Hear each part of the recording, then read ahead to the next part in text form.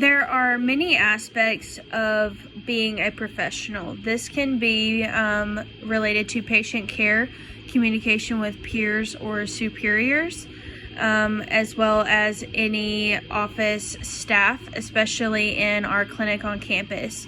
I've really strived to hold myself in a professional manner during my time in school and take those skills and that attitude with me post-graduation into my practice and with my future patients. A big part of being a professional to me, especially with my peers, is to be open-minded and to embrace diversity. We aren't all the same, and it's important that I remain open-minded and respect everyone's opinions, especially in a professional setting. If I don't agree with something, there's a time and a place and a way to address it, and I have done a good job with that throughout school of remaining professional in the moment and having conversations that need to be had privately and confidentially, which is a big part of what goes into my next topic of patient professionalism. One part of patient professionalism is to make sure that the patient is aware of everything that I'm doing, and that can be from obtaining personal information so that the patient has a professional conversation with me of how their information will be handled and confidentially recorded and kept. So I would explain to them our privacy protocols within the clinic, which would be our HIPAA compliance that we have, so that their information cannot be verbally spoken about among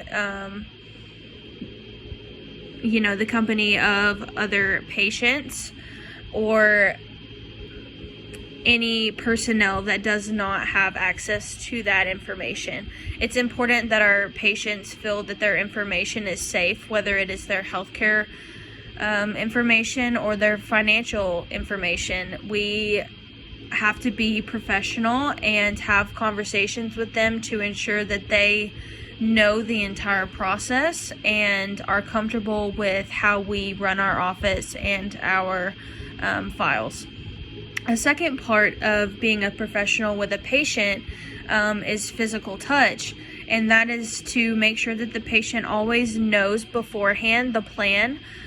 So I would explain any physical procedures that I would need to perform on this patient, whether it be palpation, range of motion, a specific adjustment. It would be my job as a professional to have a conversation with them beforehand and thoroughly explain where I'm going to be touching, and the process that goes along with me having to have my hands on their body.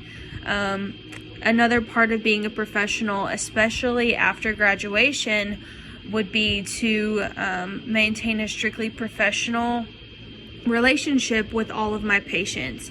Any type of personal or sexual relationship with any of my patients or staff members will not be something that happens.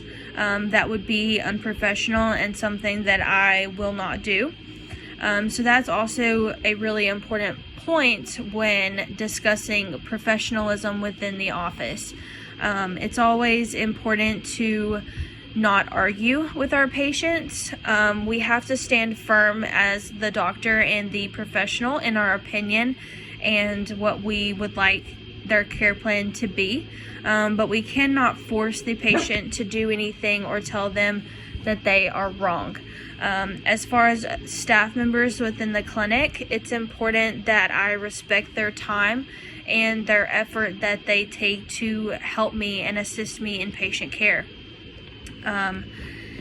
I always want to make sure that the staff members feel that they are appreciated and talk to them in a way that they do not feel that they are underneath me in any way or on a different level in respect. So although I may be the doctor within the clinic, I have to have respect for each staff member and each person that comes into my office, whether that be a patient, a peer, a staff member. I always have to be professional and explain my thoughts, and in a professional way that does not hurt feelings, does not come off as argumentative, or that I am not hearing their side of things.